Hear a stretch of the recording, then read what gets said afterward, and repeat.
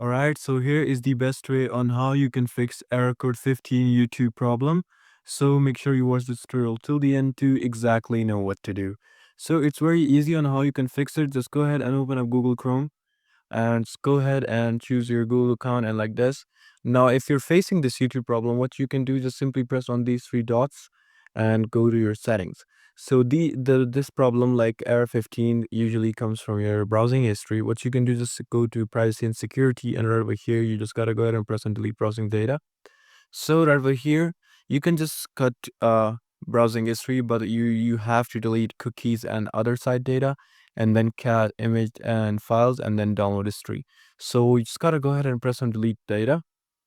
Once the data has been deleted, your problem will be fixed and you'll be good to go. So yeah, this is pretty much it on how you can fix error 15. So I hope this truly actually helped you out. I'll see you soon in the next one. Until then, goodbye and peace out.